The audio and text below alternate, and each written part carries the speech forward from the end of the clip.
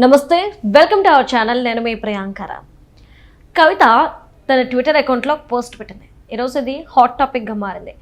మరి కవిత ఏం పోస్ట్ పెట్టింది, ఈ పోస్ట్ని చూసి ఎందుకు కేసీఆర్ గారు అంత సీరియస్ అయ్యారో అనే విషయాలు తెలుసుకుందాం. సో దీని గురించి మనతో మాట్లాడడానికి ప్రముఖ పొలిటికల్ అనలిస్ట్ కృష్ణకుమారి గారు ఉన్నారు. అవన్నీ అడిగి తెలుసుకుందాం. నమస్కారం మ్యామ్. మ్యామ్, కవిత పోస్ట్ ఈరోజు హాట్ టాపిక్గా మారింది. ఏదైతే జూబ్లీ హిల్స్ ఉప ఎన్నికల ఫలితాలు ఉన్నాయో, ఈ ఫలితాలని బేస్ చేసుకుని బీఆర్ఎస్ పార్టీ ఓడిపోయినందుకు కామెంట్ చేస్తూ ఒక పోస్ట్ పెట్టింది. ఏంటి ఆ పోస్ట్? ఎందుకు దాని మీద బీఆర్ఎస్ పార్టీ ప్రతి ఒక్కరూ కూడా సీరియస్ అవుతున్నారు? ఇప్పుడు ఇక్కడ ఉప ఎన్నికలో కాంగ్రెస్ గెలిచింది. గెలవటం కూడా అట్టా ఇట్టా గెలవాల. 25,000 పైచిలుకు మెజారిటీతో కాంగ్రెస్ గెలిచింది. అయితే ఇది ఈ గెలుపు చూడగానే కవిత తన ఎక్స్ వేదికగా ఒక స్టేట్మెంట్ ఇచ్చింది, కర్మ రిటర్న్స్ అని. అయితే మీరు చేసిన పాపాలు మిమ్మల్ని వెంటాడతాయి అనేది ఆవిడ ఉద్దేశం. అయితే ఏంటి ఆ పాపాలు అని చూసుకుంటే, రాష్ట్రానికి చేసిన పాపాలా, కవితకు చేసిన పాపమా? కవితకు చేసిన అన్యాయమా, రాష్ట్ర ప్రజలకి, రాష్ట్ర ఖజానాకి లేదు అనుకుంటే అమరవీరులు ఎవరైతే ఉన్నారో తెలంగాణ కోసం చనిపోయిన 1,400 మంది పిల్లల శాపం ఏమన్నా వీళ్ళకి? ఆమె క్లియర్గా చెప్పలేదు. కానీ నిజంగా అట్లాంటి కర్మే వెంటాడేదే ఉండుంటే గనక, అంటే అది అది అది వెంటాడితే గనక మొదటగా తగలవలసింది ఎవరిది అంటే గనక తెలంగాణ అమరవీరుల పాపం ఈ కుటుంబానికి తగులుతుంది. నిజంగా అలాంటివి ఏమైనా ఉంటే గింటే. అయితే ఇప్పుడు ఈ ఎలక్షన్ సందర్భంగా ఈ ఫలితం వెలువడిన వెంటనే ఆవిడ పెట్టింది కాబట్టి, కవిత పెట్టిన ఉద్దేశం ఏంటి అంటే, ఆమెకి ఈ రాష్ట్రం ప్రయోజనాల కంటే కూడా తనకి అన్యాయం చేశాడు అన్న అనేది ఈవిడ చాలా రెగ్యులర్గా చెప్తున్నారు. నన్ను పొమ్మనకుండా పగబెట్టారు, నాకు ఏమేమైతే ఇబ్బందులు ఉన్నాయో అవన్నీ నేను ఎన్నిసార్లు చెప్పినా కానీ నన్ను పట్టించుకోలేదు, నాకు అలా చేశారు, నాకు ఇలా చేశారు అని చెప్పి ఆవిడ మాట్లాడుతూనే ఉంది. నేను అనుకోవటం వీటన్నిటికంటే కూడా తను తీహార్ జైలుకి వెళ్ళిన సందర్భంగా జైలుకి వెళ్లకుండా బీఆర్ఎస్ పార్టీ అడ్డం పడలేదు అనేదే ఆవిడ బాధ అని నేను అనుకుంటున్నాను. వీళ్ళు నేల ఆకాశం ఏకం చేసైనా సరే నన్ను కాపాడి ఉండొచ్చు కదా,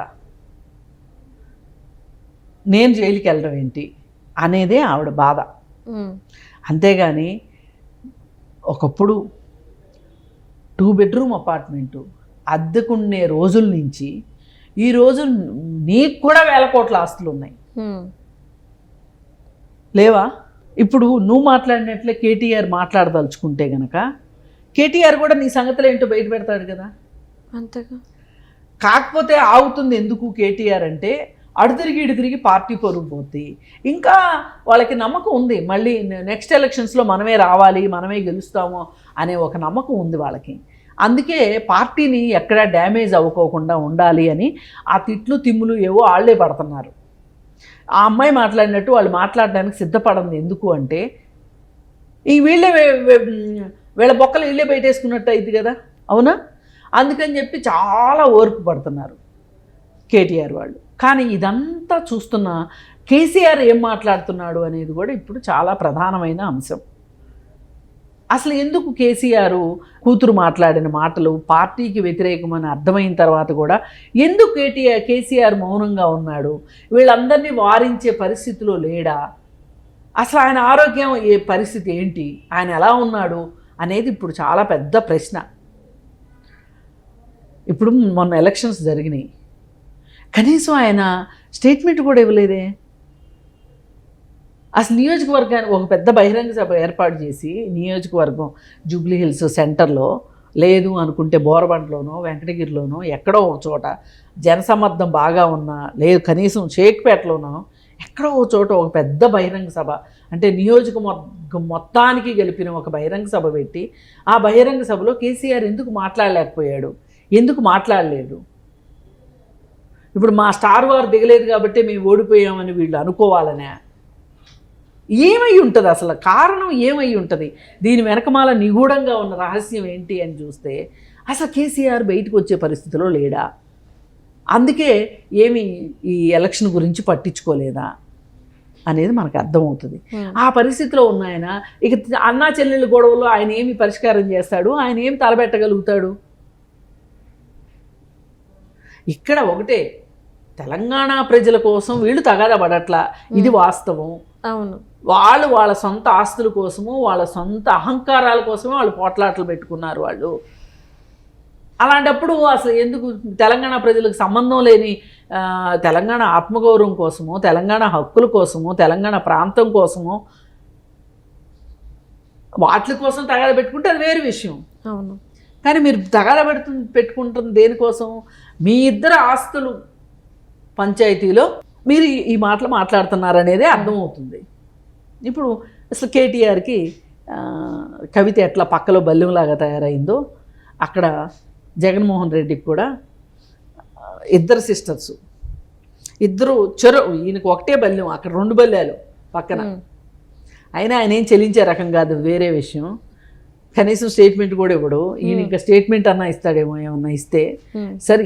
ఏది ఏమైనప్పటికీ వీళ్ళందరి పోరాటాలు, వీళ్ళందరి ఆరాటాలు ప్రజలకి కోసం అయ్యి ఉంటే గనక మళ్ళాంటి వాళ్ళని కూడా మాట్లాడుకున్న సమంజసం. వీళ్ళ వ్యవహారాలన్నీ కూడా సొంత ఆస్తుల గురించి, ఆ సొంత ఆస్తులు కూడా ఎట్లొచ్చినాయి, వీళ్ళకైనా వంశపారంపర్య ఆస్తులు వచ్చినాయా? తెలంగాణ వచ్చినాడికి ఏముంది ఆస్తి? తెలంగాణ వచ్చేనాటికి తెలంగాణ వాదాన్ని తలకెత్తుకునేటప్పటికి అంటే 2003, 2004 ఆ ప్రాంతంలో, పోనీ 2001లో అనుకోండి, ఆ రోజు వీళ్ళ పరిస్థితి ఏంటి? అలాగే 2004లో 2005లో రాజశేఖర రెడ్డి గారు అధికారంలోకి వచ్చేసరికి వాళ్ళ ఆస్తుల విలువ ఏంటి? అప్పుడు ఆయన చెప్పింది ఏంటి? నేను ఈ రాజకీయాలు చేసి నా దగ్గర డబ్బులు లేవు, నేను ఆఖరికి నేను ఉండే ఇల్లు కూడా తాకట్టు పెట్టాను ఎలక్షన్ కోసం అని చెప్పిన వైఎస్ రాజశేఖర రెడ్డి గారు.